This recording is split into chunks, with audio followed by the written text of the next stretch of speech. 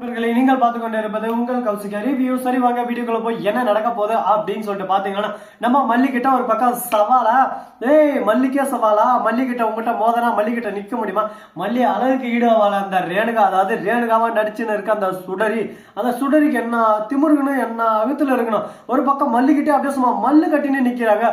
அப்படிப்பட்ட சுடரிய எந்த விதத்துல ஆங்கல் பண்ணணும், எப்படி அடிச்சு ஓடணும் அப்படின்னு சொல்லிட்டு நிறைய விஷயங்கள் எல்லாம் ஒரு பக்கம் தெரியும். ஆனா அதே சமயத்துல மல்லி இந்த வீட்டுல தான் இருக்கணும், அவளை இந்த வீட்டுல வச்சு ஒரு பக்கம் செய்யணும் அப்படின்னு சொல்லிட்டு நம்ம ரேணுகா முடிவு பண்ணிருக்காங்க. அதாவது ரேணுகாவா நடிச்சுன்னு இருக்கிற சுடரி.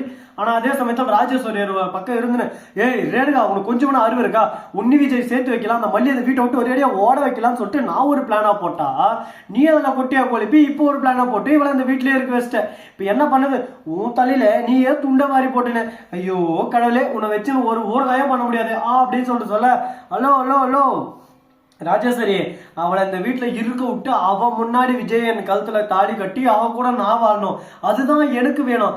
அவளை வெளியே அனுப்பிட்டு நான் அதுக்கப்புறம் விஜய் கூட சேர்ந்தா சேரலானே, என்னை பொறுத்த வரைக்கும் எதிரி என் பக்கம் வச்சு ஜெயிக்கிறது தான் என்னோட பாலிசி அப்படின்னு சொல்லிட்டு நம்ம சுடரி சொல்லிருக்காங்க. பாப்பா ரேணுகா நீ வேற லெவல்மா, அப்பந்தத்துக்கு இப்பந்தத்துக்கு உங்ககிட்ட நிறைய டிஃப்ரெண்ட் தருது. அப்படியே சும்மா ஒரு பக்கம் மார்க்கமா பேசுற, ஒரு பக்கம் ஜெயிக்கிறதுக்கான அனைத்து வழியிலையும் நீ ஒரு பக்கம் தேடுற. ஆனா பழைய ரேணுகாவா இருந்த போது அந்த மாதிரி எல்லாம் எல்லாம் விட்டு கொடுத்து போவர் கெட்டு போக மாட்டார். அப்படி இருந்திருந்தா என் புருஷனை இவன் சுருட்டி வச்சுருக்கிறா. இப்பயே நான் அப்படியே இருந்தேன்னா லாஸ்ட்ல வேலைக்கு ஆகாது. இதுக்கு மேல நானா இருக்க போறதுல, நான் எல்லாருக்கும் டானா தான் இருக்க போறேன் அப்படின்னு சொல்லிட்டு நம்ம ரேணுகா டைலாக் விட்டு இருக்காங்க. சரி அவங்களோட டைலாக் அவங்களோடது, நாம என்ன பண்ண முடியும் சொல்லுங்க பார்க்கலாம். சொல்லிட்டோம் எந்த அளவுக்கு சொல்லட்டுமோ அந்த அளவுக்கு ஒரு பக்கம் சொல்லட்டும். என்னடா ஆச்சு அப்படின்னு சொல்லிட்டு பார்த்தா கருணாக்கு இருக்கான்னு சொல்லிட்டு பார்த்தா நம்ம சொன்னதெல்லாம் நடந்துச்சுன்னா என்ன பண்றது, அதனால ஒரு பக்கம் சின்ன டெஸ்டிங்க போட்டுருங்க. சரி இந்த மாதிரி தான் ஒரு பக்கம் போயிட்டு இருக்கா. ஆனா அதே சமயத்துல மிகப்பெரிய ஒரு சூழ்ச்சியை இப்போ உருவாக்கி இருக்காங்க. யாரா எப்படிரா அப்படின்னு சொல்லிட்டு பாத்தீங்கன்னா அது வேற யாரும் இல்லை, இவங்க தான். அது யாரா அப்படின்னு சொல்லிட்டு பாத்தீங்கன்னா நம்ம தலைவன் பிளான் பண்ணி கரெக்டா எந்த விதத்துல அடிக்கணுமோ அப்படி அடிச்சு இந்த இடத்துல காயினை நிறுத்திக்கிறாரு. இவரை நம்ம ஒண்ணுமே பண்ண முடியாது, அசைக்கவே முடியாது. எப்பா இவர் யோசிக்கிறத பார்த்தா நாம இனிமே ஐயோ கடவுளே நம்மளால ஒண்ணும் பண்ண முடியாது போலயே, ஸ்ரீனிவாசா கோவிந்தா அப்படிதான் ஒரு பக்கம் நடக்க போகுது போல.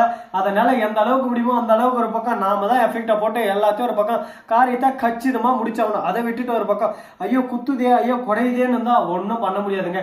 இதுக்கப்புறம் என்ன பண்றதா இருந்தாலும் யோசிச்சு திங்க் பண்ணி பண்ணணும். அந்த ரேணுகாவை அடிக்கிறது வச்சு செய்யணும் அப்படின்னு சொல்லிட்டு முடிவுல இருக்க. மறுபக்கம் நம்ம ராஜேஸ்வரி இந்த கேடு கட்ட சுடரி இருக்காளே, அதாவது ரேணுகா, அவளை அப்பவே அடிச்சு இந்த வீட்டை துரத்திக்கணும், அவளை இந்த வீட்டுல வச்சுதே தப்பா போய் செஞ்சிடும். அவளை வீட்டுல வச்சுனால பாத்தியா அந்த மல்லி இன்னும் இந்த வீட்டுல இருக்கா, அவன் என்ன வீட்டை விட்டு போக வேண்டியவா, சவால் விடுறான் அதை விடுறேன் இதை கிழிக்கிறேன் இதை புடுங்குறான்னு சொல்லிட்டு டைலாக் விட்டு அந்த ரேணுகா சுடரி மல்லியை இந்த வீட்லயே வச்சுருக்கா.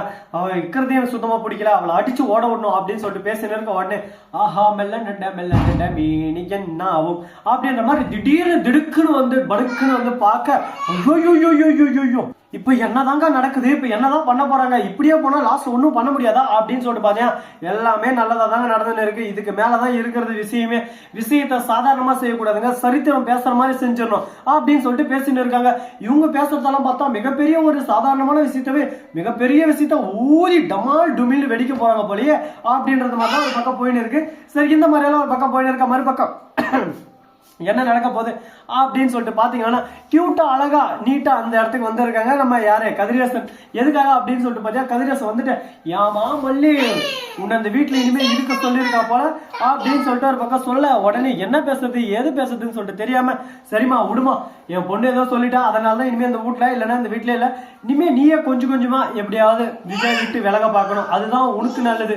அதை விட்டு நீ ஒரு பக்கம் விஜய் தான் புருஷன் அப்படின்ற ஒரு கனவும் ஒரு அகங்காரமும் உனக்குள்ள இருந்துச்சுன்னா அதெல்லாம் இப்பயே நீ மறந்துடணுமா, அதுக்கப்புறம் ஒன்றும் பண்ண முடியாது பாத்துக்க, இனிமே என் பொண்ணுக்கு தான் விஜய் அப்படின்ற மாதிரி நம்ம கதிரேசன் சொல்ல, யோ சொட்டா மண்டையா நீ என்ன சொன்னாலும் நான் கேட்டுன்னு எல்லாத்துக்கும் தலையாட்டவே நினைச்சிருந்தியா, டெங்கு சொட்டையா போடா ஓடமா அடிச்சு ஓட ஓட்டுற பாரு.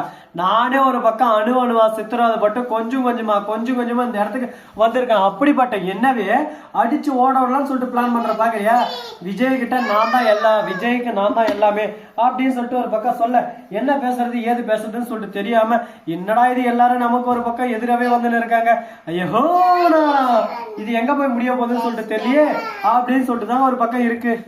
நம்ம விஜய் வந்துட்டு என்னதான் உங்களுக்கு பிரச்சனை, ஏன் இந்த மாதிரி ஒரு பக்கம் பிரச்சனை சண்டை போட்டு இருக்காங்க அப்படின்னு சொல்லிட்டு ஒரு பக்கம் கோவப்பட, கோவத்திலே ஒரு பக்கம் அப்படியே சும்மா கொந்தளிச்சுன்னு இருக்காங்க. யாரா அப்படின்னு சொல்லிட்டு பாத்தீங்கன்னா நம்ம தலைவன் தாங்க. நம்ம தலைவன் வேற லெவல் ஒரு பக்கம் பிராண்ட்.